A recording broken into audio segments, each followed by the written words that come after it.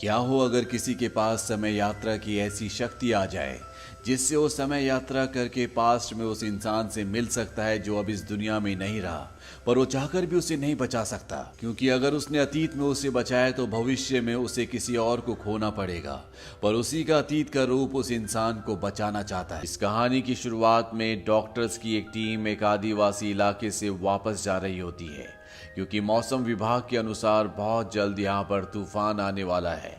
और जब इन्हीं की टीम का आखिरी डॉक्टर, जिसका नाम किम है, वो हेलीकॉप्टर में बैठने वाला होता है, तभी उसके सामने एक आदमी आता है जो कि बहुत बूढ़ा होता है। उसके हाथ में एक छोटी सी बच्ची होती है जिसे मेडिकल ट्रीटमेंट की जरूरत है, पर किम हेलीकॉप्टर में बैठ जाता है क्योंकि ये आखिरी हेलीकॉप्टर होता है जो इन्हें यहाँ से बाहर ले जा सकता है। लेकिन किम को एहसास होता है कि उस बच्ची के प्रति उसकी जिम्मेदारी है, इसीलिए वो हेलीकॉप्टर से उतर जाता है। हालांकि उसके साथ काम करने वाली लेडी उससे बोलती भी है कि अगर तुम हमारे साथ नहीं चले तो 2 हफ्ते बाद तुम्हारी अगली फ्लाइट होगी, पर किम उसकी बात नहीं सुनता और वो उस बच्ची का ट्रीटमेंट करने के लिए वहां पर उतर जाता है।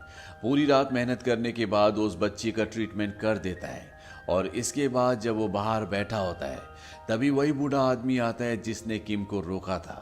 किम उस बूढ़े आदमी से पूछता है, क्या ये तुम्हारी पोती है? वो कहता है कि नहीं, ये मुझे जंगल में मिली थी। शायद उस बच्ची का होंठ बहुत अजीब था, इसीलिए उसे जंगल में छोड़ दिया गया था। वो बूढ़ा आदमी उस बच्ची की तरफ से किम को थैंक्स कहता है। साथ ही वो किम से ये भी पूछता है कि तुम्हारी जिंदगी में कोई ऐसी विश है जिसे तुम पूरा करना चाहते हो? किम कहता है कि मेरी जिंदगी में कोई था जिसे मैं देखना चाहता हूँ। वो बूढ़ा आदमी कहता है, जिन चीज़ों को मैं अपनी आंखों से देख सकता हूँ, मैं उन पर इतना विश्वास नहीं करता जितना उन चीज़ों पर जिन्हें मैं अपनी आंखों से नहीं देख सकता।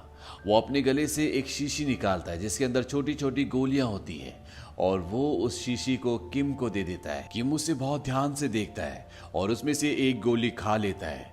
अगले पल किम को दिखाया जाता है जो एक टेलीफोन बूथ पर बैठकर खांस रहा होता है। तभी उसके पास एक लड़का आता है। किम उससे पूछता है कौन सी जगह है? वो कहता है कि ये ब्यूसेन रेलवे स्टेशन है। और जब किम उसे देखता है तो पूरी तरह से स्तब्ध रह जाता है, क्योंकि ये और कोई नहीं बल्कि किम का जवानी का रूप होता है। किम उससे पूछता है कि तुम कौन हो? वो लड़का कहता है कि मेरा नाम किम है। किम कहता है लेकिन ये मेरा नाम है। और इसके बाद किम को दोबारा खांसी आना शुरू हो जाती है, उसके मुंह से ब्लड निकलना भी शुरू हो जाता है। इसीलिए जो यंग लड़का होता है वो उसे अपना हैंकरचीफ यानी कि रुमाल देता है। किम को एहसास होता है कि यहाँ पर कुछ ना कुछ गड़बड़ है, इसीलिए वो खांसता हुआ वहां से रेलवे स्टेशन के अंदर भाग जाता है। तभी यंग किम को एहसास होता है कि जो रुमाल उसने उस आदमी को दिया था वो उसकी गर्लफ्रेंड ने उसे गिफ्ट दिया था, इसीलिए वो भागता हुआ उसके पीछे जाता है। वो एक वॉशरूम में पहुंच जाता है। वो देखता है कि वहां पर किम के खून के निशान होते हैं। वो वॉशरूम के अंदर है। वो उसे बाहर से नॉक करके कहता है कि मुझे मेरा रुमाल चाहिए क्योंकि ये मेरी गर्लफ्रेंड का है। और अगले पल हमें दिखाया जाता है कि ओल्ड किम फ्लाइट के वॉशरूम में पूरी तरह से अचेत पड़ा होता है। जब बाहर से नॉक किया जाता है तो किम को होश आता है। उसे लगता है कि ये एक सपना था। वो वापस आकर अपनी सीट पर बैठ जाता है। हर रोज की तरह अगली सुबह वो अपने क्लिनिक जाता है, जहां पर वो अपनी साथी डॉक्टर को किसी का सिटी स्कैन दिखाता है और पूछता है कि इसके पास कितना वक्त है। उसकी साथी डॉक्टर बताती है कि इसे लंग कैंसर है, ये ज्यादा से ज्यादा 6 महीने और जी सकता है। ये सिटी स्कैन किसी और का नहीं बल्कि किम का होता है, यानी कि अब वो 6 महीने से ज्यादा जिंदा नहीं रह सकता। क्लिनिक से शाम को जब वो घर पहुंचता है तो अपनी बेटी को कॉल करता है। वो अपनी बेटी से पूछता है कि तुम घर वापस कब आओगी? उसकी बेटी कहती है जैसे ही मेरे एग्जाम खत्म हो जाएंगे मैं घर आ जाऊंगी। और तभी किम को एक बार फिर से खांसी होना शुरू हो जाती है। वो बड़ी मुश्किल से गोलियां खाकर अपनी खांसी को कंट्रोल करता है। इसके बाद जब वो अपने कपड़े धोने के लिए वॉशिंग मशीन के अंदर डाल रहा होता है तभी उसे अपनी पैंट की जेब में वही रुमाल मिलता है जो एक रात पहले उसे यंग किम ने दिया था, जो उसे अभी तक अपना भ्रम लग रहा था। उसे समझ में आ जाता है कि वो भ्रम नहीं था बल्कि हकीकत है। वो एक बार फिर से वही शीशी निकालता है जो उसे बूढ़े आदमी ने दी थी। वो देखता है कि उसके अंदर 9 गोलियां और होती हैं और अब वो समझ चुका है कि इन गोलियों को खाने से वो अपने अतीत में यानी कि पास्ट में जा सकता है। ये एक टाइम ट्रैवल है। वो एक बार फिर से एक गोली खाता है। वो कुछ देर बैठा रहता है और अगले पल दिखाया जाता है कि वो एक बार फिर से अतीत में जा चुका है। वो अपने यंग वर्जन यानी कि यंग किम के घर जाता है जो कभी उसका खुद का घर हुआ करता था। घड़ी में 12 बज रहे होते हैं और जब यंग किम उसे देखता है तो वो डर जाता है क्योंकि एक दिन पहले वो अचानक से वॉशरूम से गायब हो गया था। यंग किम एस्ट्रे उठा लेता है पर ओल्ड किम कहता है कि तुम्हें डरने की जरूरत नहीं है। वो वहां से अखबार उठाकर उसमें तारीख और ईयर देखता है और वो देखता है कि ये साल है सन 1985 का और वो सन 2016 से यहाँ पर आया है। यंग किम मुझसे कहता है कि शायद तुम्हारी तबीयत खराब है, तुम कोई पेशेंट हो। वो कहता है मैं पेशेंट नहीं बल्कि एक सर्जन हूँ। यंग किम उससे नाम पूछता है। वो कहता है मैंने कल तुम्हें बताया था। यंग किम कहता है कि मैं तुम्हारी आईडी देखना चाहता हूँ और वो उसे अपनी आईडी देता है और जब वो उसकी आईडी देखता है तो पूरी तरह से हैरान हो जाता है क्योंकि उसका नाम भी किम होता है और साथ ही साथ जो आईडी वो देख रहा होता है वो इशू हुई होती है सन 2008 में और ये सन 1985 है। यंग किम यहाँ पर पूरी तरह से कंफ्यूज हो जाता है और तभी ओल्ड किम वहां पर देखता है कि छोटा सा पपी है जिसका नाम पोटैटो है।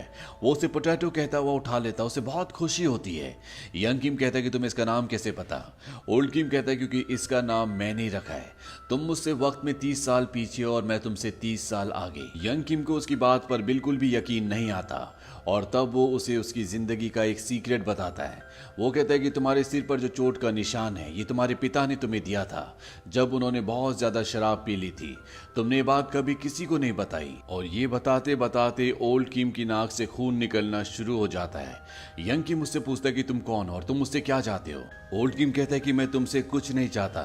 दरअसल यहाँ पर किम की एक गर्लफ्रेंड होती है जिसका नाम जैस्मीन है, जिससे किम बहुत ज्यादा प्यार करता है, लेकिन उसकी मृत्यु हो गई थी और ओल्ड किम पिछले 30 सालों से उसे मिस करता है। और यही बात उसने उस बूढ़े आदमी से कही थी जिसने उसे गोलियां दी थी कि वो एक बार किसी को देखना चाहता है और वो और किसी के बारे में नहीं बल्कि जैस्मीन के बारे में बात कर रहा था जो उसकी गर्लफ्रेंड थी। अब यहाँ पर जो यंग किम होता है जैस्मीन का नाम सुनकर गुस्सा हो जाता है। वो कहता है कि जैस्मीन से दूर रहना, पर इससे पहले ओल्ड किम कुछ बोल पाता उसे खांसी होना शुरू हो जाती है। वो बाहर की तरफ भागता है।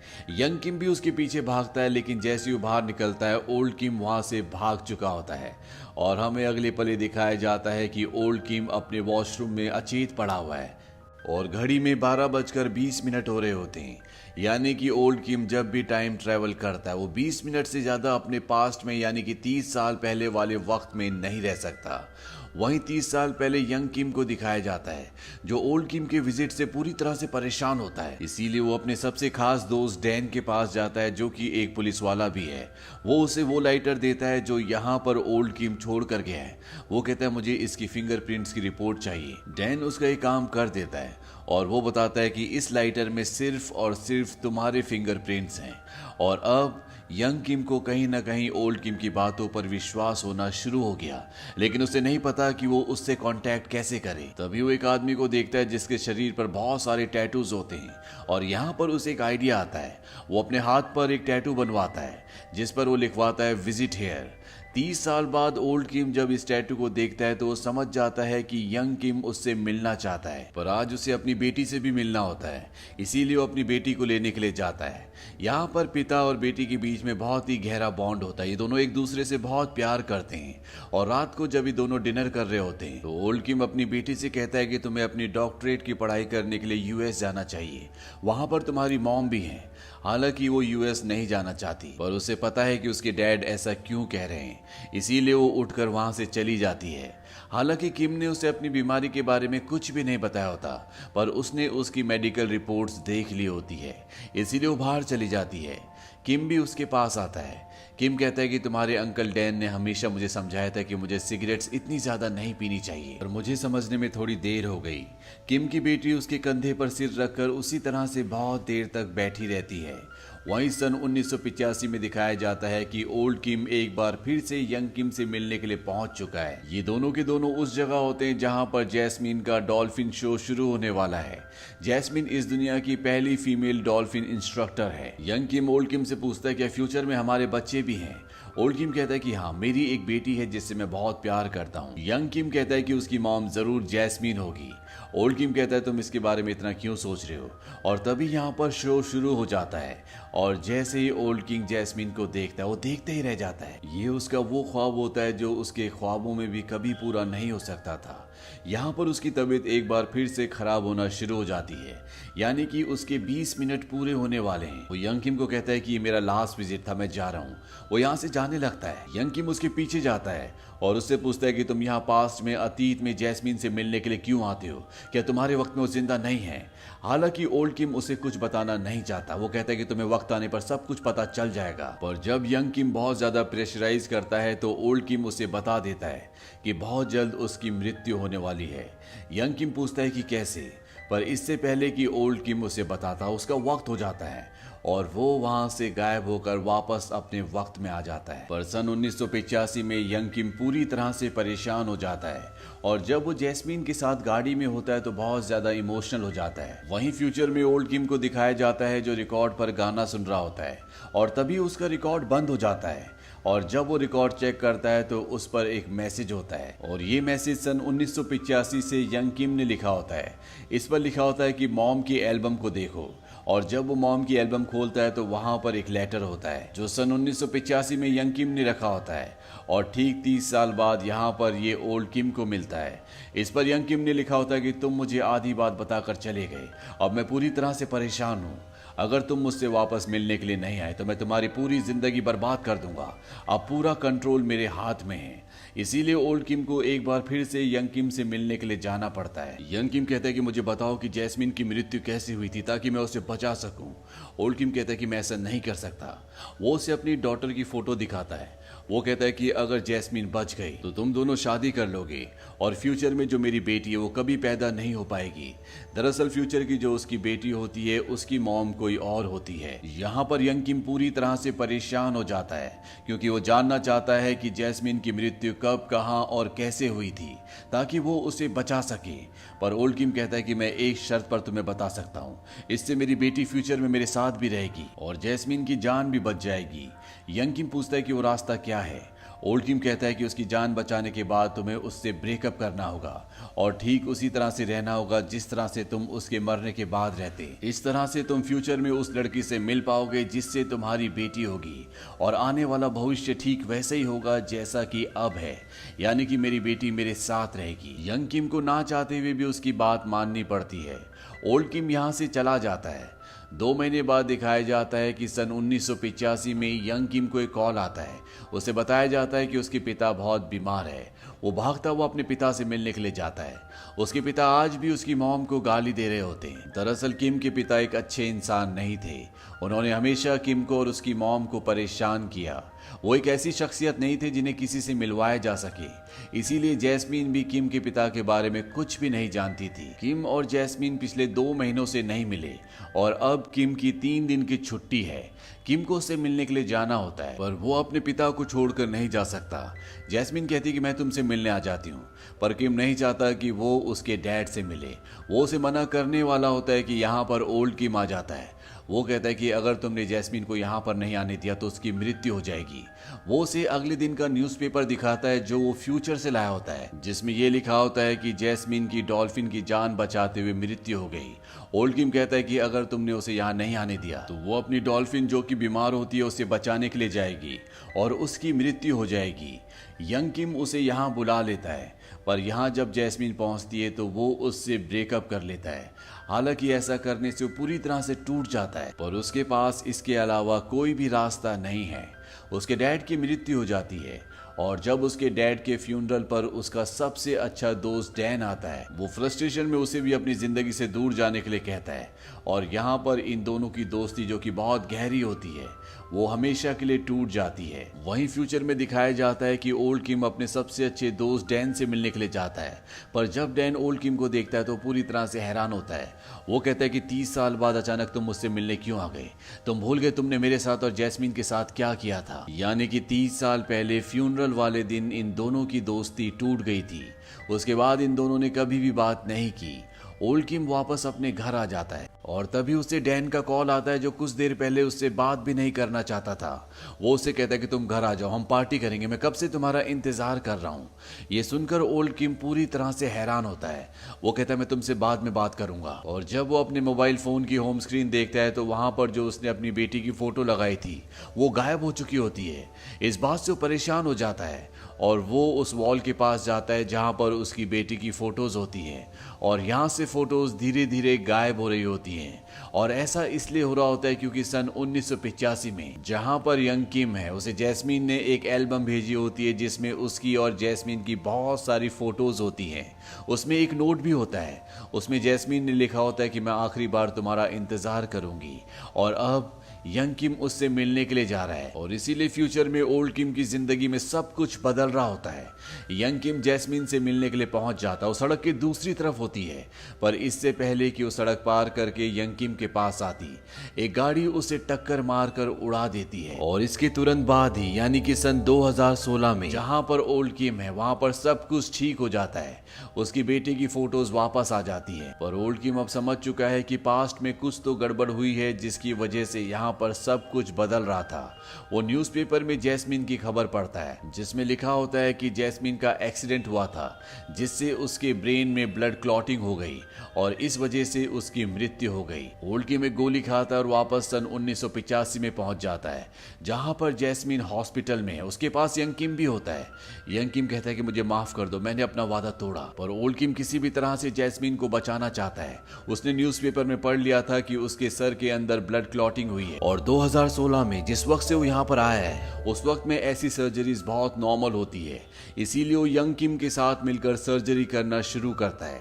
हालांकि एक बार 20 मिनट पूरे हो जाते हैं और वो वापस अपने वक्त में आ जाता है, पर वो एक बार फिर से गोली खाकर सन 1985 में पहुंच जाता है और यंग किम के साथ मिलकर वो जैस्मीन के सिर की सर्जरी करता है। और जब लगभग ऑपरेशन पूरा होने वाला होता है कि उसे दोबारा से खांसी आना शुरू हो जाती है, यानी कि उसके जाने का वक्त हो गया है। वो वापस अपने वक्त में आ जाता है। जब उसकी आंखें खुलती है तो उसकी बेटी उसके सामने होती है। वो कहते कि आप 3 दिन से बेहोश हैं। पर अब किम ये जानता है कि पास्ट में सब कुछ ठीक हो गया, इसीलिए उसकी बेटी उसके साथ है। इसके बाद वो पता लगाता है कि जैस्मीन कहाँ है और वो उस जगह पहुंच जाता है जहां जैस्मीन अब नए इंस्ट्रक्टर्स को ट्रेन करती है। वो भी उसी की तरह बूढ़ी हो चुकी है। अब वो अच्छे से चल नहीं पाती क्योंकि जब उसका एक्सीडेंट हुआ था उस एक्सीडेंट के बाद उसका पैर कभी भी नॉर्मल नहीं हो पाया।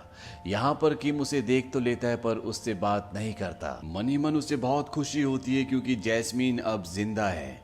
वो आखिरी बार यंग किम से मिलने के लिए जाता है और वो उसे बताता है कि आज से 10 साल बाद तुम्हें मेडिकल कॉन्फ्रेंस के दौरान एक लड़की मिलेगी, तुम उससे बात करना, वही मेरी बेटी की मॉम है।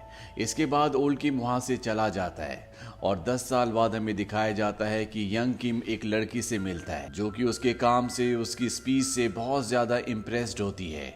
ये वही लड़की है जिसके बारे में ओल्ड किम ने उसे बताया था। ये दोनों बहुत अच्छा टाइम स्पेंड करते हैं। उसके बाद वो लड़की वापस अपनी कंट्री चली जाती है। एक रात को जब यंग किम सो रहा होता है तभी उसी लड़की का उसे कॉल आता है और वो उसे बताती है कि मैंने तुम्हें इस बारे में कभी नहीं बताया, ये मेरा खुद का फैसला था, हम दोनों की एक बेटी हुई है। इसके बाद किम उस बच्ची की कस्टडी अपने पास ले लेता है। धीरे धीरे वक्त बीता और वो बच्ची धीरे धीरे बड़ी होना शुरू हो जाती है और आज वो बच्ची पूरी 20 साल की हो चुकी है। ये वही वक्त होता है जहां से ओल्ड किम यंग किम से मिलने के लिए जाया करता था। वो अपनी बेटी के साथ बीच पर बैठा होता है और उसकी बेटी कहती है कि मैं बहुत लकी हूँ जो मुझे तुम जैसे डैड मिले। इसके बाद किम की मृत्यु हो जाती है और उसके फ्यूनरल पर उसका सबसे अच्छा दोस्त डैन भी आता है। किम ने और डैन ने पिछले 30 सालों से बात नहीं की थी। किम की बेटी डैन को पहचान लेती है और वो उसे एक डायरी देती है। वो कहती है कि डैड ने कहा था कि डायरी तुम्हें दे दे, वो जानते थे कि तुम उनके फ्यूनरल पर आओगे। और जब डैन उस डायरी को पढ़ता है तो पूरी तरह से हैरान हो जाता है क्योंकि किम ने उस डायरी में अपने टाइम ट्रेवल के बारे में सब कुछ लिखा होता है। उसने ये भी लिखा होता है कि क्यों जैस्मीन से वो हमेशा के लिए अलग हो गया। ये सारी सच्चाई जानने के बाद डैन जैस्मीन के पास जाता है। वो उसे किम की मौत की खबर देता है जिससे वो बहुत दुखी होती है। साथ ही साथ वो जैस्मीन को किम की डायरी भी दे देता है, यानी कि अब जैस्मीन को भी पूरा सच पता चल जाएगा। इसके बाद अगले दिन जब डैन बैठा होता है तो वो हिसाब लगाता है कि किम ने कितनी गोलियां खाई और वो समझ जाता है कि एक गोली अभी भी बाकी है। वो किम के घर जाता है और उसे वो गोली मिल जाती है। वो उस गोली को खाकर पास्ट में यानी कि 30 साल पहले पहुंच जाता है, जहां पर वो देखता है कि यंग किम सिगरेट पी रहा होता है। वो उसकी सिगरेट छीन कर नीचे फेंक देता है। वो कहता है कि तुम अपनी जिंदगी बर्बाद क्यों कर रहे हो, तुम्हें ये सब नहीं करना चाहिए। यंग किम उसकी बात को समझ नहीं पाता। वो कहता है कि तुम कौन हो। वो कहता है कि मैं डैन हूं, अभी भी आखिरी गोली बची थी जिससे मैं तुम्हारे पास आ गया। दरअसल ये यंग किम का वो टाइम होता है जब वो ओल्ड किम से मिल चुका होता है, इसीलिए उसे टाइम ट्रेवल के बारे में, पिल्स के बारे में पता होता है। डैन यंग किम को कहता है कि हमने 30 सालों तक बातें नहीं की, इससे पहले कि मैं तुमसे दोबारा मिलता तुम्हारी मृत्यु हो चुकी थी। वो यंग किम से बहुत बातें करता है, लेकिन उसे ये बताना भूल जाता है कि उसे लंग कैंसर हुआ था। अब उसका टाइम हो जाता है और वापस वो अपने वक्त में आ जाता है। उसे इस बात का बहुत दुख होता है कि उसने यंग किम को लंग कैंसर के बारे में कुछ भी नहीं बताया। वो उसके घर जाकर उसे बहुत आवाज लगाता है, लेकिन किम का कुछ भी पता नहीं होता। वहीं दूसरी तरफ ये दिखाया जाता है कि जैस्मिन से मिलने के लिए किम पहुंच चुका है, यानी कि किम ने सिगरेट पीना छोड़ दिया था। वो समझ गया था कि डैन ने उसकी सिगरेट छीनकर इसीलिए फेंकी थी क्योंकि उसकी मौत का कारण यही सिगरेट थी। यहाँ प्रेजेंट टाइम में दिखाया जाता है कि किम और जैस्मिन अब एक दूसरे के सामने हैं। किम जैस्मिन को कहता है कि कितने वक्त से हम एक दूसरे से दूर हैं, और ये दोनों एक दूसरे को गले लगा लेते हैं। इसी के साथ ये फिल्म, ये कहानी यहीं पर खत्म हो जाती है। ये फिल्म ईयर 2016 में रिलीज हुई थी। IMDb पर इसकी रेटिंग है 7। उम्मीद करते हैं कि ये कहानी आपको पसंद आई होगी।